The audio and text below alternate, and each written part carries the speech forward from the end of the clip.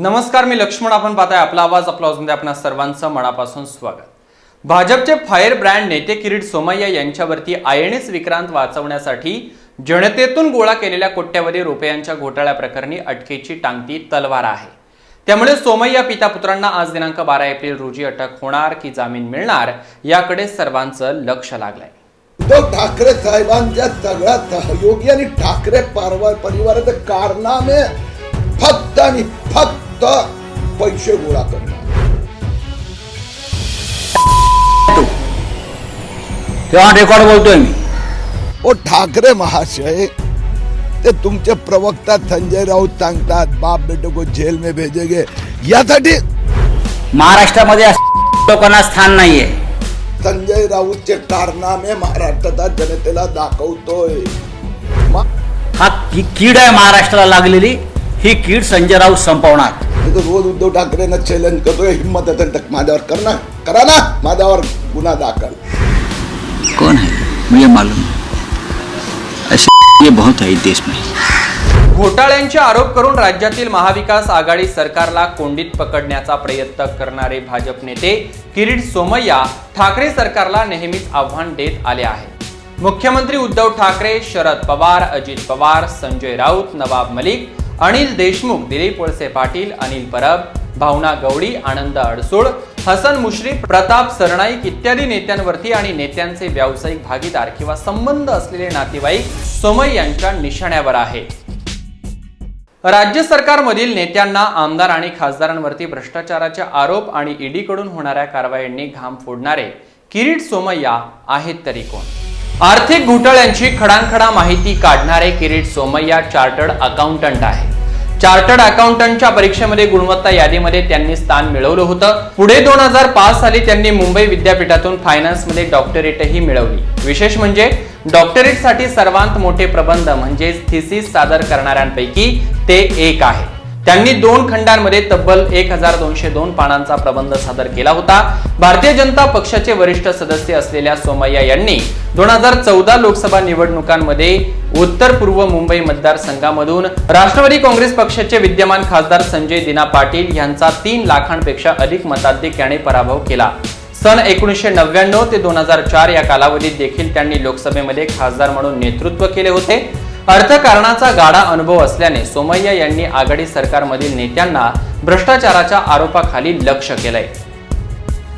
किरीट सोमय्यांनी अनेक मार्गांनी आघाडी सरकारमधील नेत्यांना सळोखी पोळो करून सोडलंय. ईडीच्या कारवायांनी सरकार अस्थिर करण्याचा प्रयत्न केला. यात गृहमंत्रीपदी असताना अनिल देशमुख यांनी 100 कोटी रुपये खंडणी मागितल्याचा आरोप तत्कालीन पोलीस आयुक्त परमबीर सिंह यांनी केला होता. त्यांच्या याचिकेवरती उच्च न्यायालयाने हा तपास CBI कडे सोपवला. त्याच दरम्यान देशमुख यांनी पैशांचा गैरव्यवहार केल्याच्या आरोपाखाली ईडीने अनिल देशमुख यांच्यासह त्यांचे स्वीय सचिव कुंदन शिंदे व संजीव पलांडे यांना देखील अटक केली. सध्या ईडीकडून पुन्हा अनिल देशमुख CBI कोठडीमध्ये आहे. कुख्यात गुंड दाऊद इब्राहिम आणि त्याचे कुटुंबीय आणि टोळीतील सदस्यांच्या संबंधित मनी लॉन्ड्रिंग प्रकरणामध्ये न्यायालयीन कोठडीमध्ये असलेले मंत्री नवाब मलिक यांचा कारागृहातील मुक्काम आणखीनच वाढलाय. मुंबईतील विशेष PMLA कोर्टाने मलिक यांच्या न्यायालयीन कोठडीमध्ये 18 एप्रिल पर्यंत वाढ केली आहे.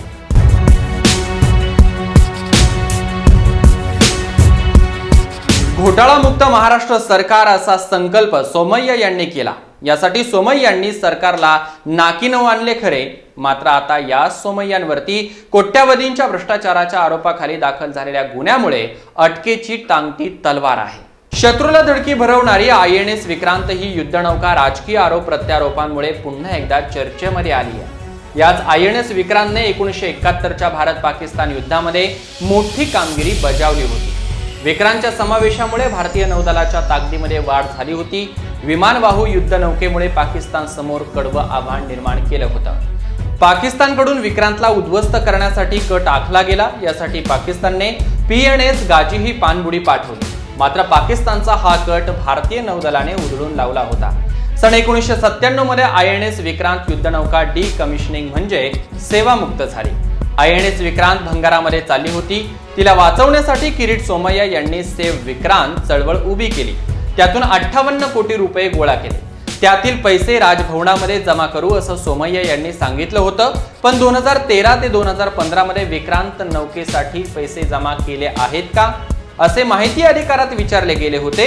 त्यावरती राज्यपालांचं उत्तर आहे की असे कोणतेही पैसे जमा केले नाही असा खुलासा संजय राऊत यांनी केलाय. ही ऐतिहासिक कामगिरी करणारी युद्धनौका वाचवण्यासाठी नागरिकांकडून गोळा केलेल्या निधीमध्ये कोट्यवधींचा गैरव्यवहार केल्याचा आरोप सोमय्या पिता पुत्रांवरती ठेवण्यात आला आहे. निवृत्त लष्करी अधिकारी बबन भोसले यांच्या तक्रारीवरून ट्रॉम्बे पोलीस ठाण्यामध्ये सोमय्या पिता पुत्रांविरोधात गुन्हा दाखल करण्यात आला आहे. शिवसेना नेते संजय राऊत यांनी या प्रकरणी सोमय्या पिता पुत्रांना अटक होणारच असा इशारा दिला होता. त्यानंतर आता सोमय्या पिता पुत्रांची अडचण वाढण्याची शक्यता आहे. सोमय्या यांनी अटकपूर्व जामिनासाठी सत्र न्यायालयाचे न्यायाधीश राहुल रोकडे यांच्याकडे अर्ज केला होता, पण त्यांनी तो अर्ज फेटाळून लावला. त्यामुळे सोमय्यांची धडधड वाढली आहे. सोमय्यांनी देशद्रोह केलाय, 100 कोटीवरती घोटाळा केला. किरीट सोमय्या यांच्यावरती राष्ट्रद्रोहाचा गुन्हा दाखल करावा. केंद्रीय यंत्रणांचा सोमय्यांना पाठिंबा आहे का? सीबीआय ईडीला हा गुन्हा मोठा वाटत नाही का? राज्यपाल भाजपचेच कार्यकर्ते आहेत, ते कसे कारवाई करणार? INS विक्रांतचे पैसे सोमय्यांनी त्यांच्या मुलाच्या कंपनीत वापरले आणि निवडणुकीसाठी वापरले असा आरोप संजय राऊत यांनी केलाय. या माहितीप्रमाणे विक्रांत वाचवा, सेव्ह विक्रांत च्या नावाखाली जे कोट्यावधी रुपये गोळा केले, ते गोळा केलेले पैशाचा गैरवापर झाला. योग्य ठिकाणी ते पैसे जमा केले नाही, म्हणजे राजभवनात 10-12 वर्ष झाली तरी त्या पैशाचा हिशोब दिला नाही. हा आर्थिक हा जो गुन्हा आहे जो दाखल झाला ट्रॉम्बे पोलीस स्टेशनला, तो माझ्या माहितीप्रमाणे EOW म्हणजे आर्थिक गुन्हे विभाग जो आहे त्याच्याकडे आता वर्ग करण्यात आलेला आहे. कारण या गुन्ह्याची व्याप्ती खूप मोठी असं दिसतं. कोट्यवधी रुपयाचा गैरव्यवहार आहे. महाराष्ट्रावर पैसे गोळा केलेले आहेत. देशाच्या बाहेरून काहीतरी या लोकांनी पैसे गोळा केले, देशातून पैसे गोळा केले अशी माहिती आहे पोलिसांची. त्याच्यामुळे तो तपास आता त्या पद्धतीनं सुरू व्हायला हवा. कारण किरीट सोमय्या आणि त्यांचा जो मुलगा आहे काय नील किरीट सोमय्या, या दोघांचे संबंध PMC बँक घोटाळ्यातले सूत्रधार राकेश वाधवांबरोबर सुद्धा होते, हे आपण सिद्ध केलेलं आहे अनेकदा. आणि यांची एक माफिया टोळी आहे जे ब्लॅकमेल करून बिल्डरांना लोकांना हे पैसे काढत होते वेगळ्या वेगळ्या युक्त्या वापरून. त्यातलं एक INS विक्रांतचे प्रकरण आम्ही समोर आणलेलं आहे. मागील 3 ते 4 दिवसांपर्यंत शिवसेना, राष्ट्रवादी आणि काँग्रेसवरती भ्रष्टाचाराच्या मुद्द्यांवरती सडकून टीका करणारे किरीट सोमय्या आणि त्यांचे पुत्र नील सोमय्या हे दोघे देखील गायब झाले. अटकपूर्व जामीन न्यायालयाने फेटाळल्यानंतर सोमय्या पिता पुत्र नॉट रिचेबल आहे. INS विक्रांत प्रकरणावरून भाजप नेते किरीट सोमय्या आणि शिवसेना खासदार संजय राऊत पुन्हा एकदा आमने सामने आले आहेत. प्रकरणामध्ये पोलिसांनी समन्स बजावल्यापासून सोमय्या नॉट रिचेबल आहेत. भ्रष्टाचाराच्या आरोपामध्ये कालपर्यंत भाजपचे पारडे जड होते. मात्र INS विक्रांतच्या नावाखाली झालेल्या भ्रष्टाचारामध्ये सेनेचे पारडे जड झाल्याने सेनेचे नेते खासदार संजय राऊत सोमय्या यांच्यावरती निशाणा साधण्याची एकही संधी सोडत नाहीये. किरीट सोमय्या देश सोडून पळून जाऊ शकतात अशी शंका संजय राऊत यांनी व्यक्त केली आहे. सोमय्या यांची तुलना नीरव मोदी आणि विजय माल्याशी करत राऊत यांनी सोमय्या यांना चांगलेच धारेवर धरलंय. पण हे महाशयात आहेत कुठे? हे दोघे हे फरार झालेले आहेत आणि अँटिसिपेटरी बेल मिळवण्यासाठी ते दिल्लीतून दबाव आणण्याचा प्रयत्न करत आहेत. त्यांनी खोटी कागदपत्र तयार केल्याची माझ्याकडे माहिती आहे की आम्ही पैसे कसे जमा केले आधीच वगैरे. हे खोटं आहे. न्यायालयात सत्याचा विजय होईल. आमची न्यायालय दबावाखाली जाणार नाहीत. फक्त हे 2 लफंगे कुठे आहेत ते शोधावं लागेल पोलिसांना तात्काळ. कुठे पळून गेले आहेत? हे देशाबाहेर पळून जायची मला भीती वाटते. म्हणून यांच्याबाबत लुकआउट नोटीस ताबडतोब काढली पाहिजे. 2019च्या विधानसभा निवडणुकीमध्ये सत्तेचे दावेकरी मानल्या जाणाऱ्या भाजपला विरोधी पक्षामध्ये बसण्याची वेळ आल्याने महाविकास आघाडीतील सत्ताधारी आणि विरोधक यांच्यामध्ये तीव्र संघर्ष होत आलेला आहे. यामध्ये सरकार अस्थिर करण्यासाठी भाजप नेते किरीट सोमय्या यांनी तर चंगच बांधलाय. या प्रकरणाचे अनेकदा विधानसभेमध्ये देखील पडसाद उमटले. 2014च्या निवडणुकीमध्ये कुठे नेऊन ठेवलाय महाराष्ट्र माझा असा नारा देत भाजप सत्तेमध्ये आली होती.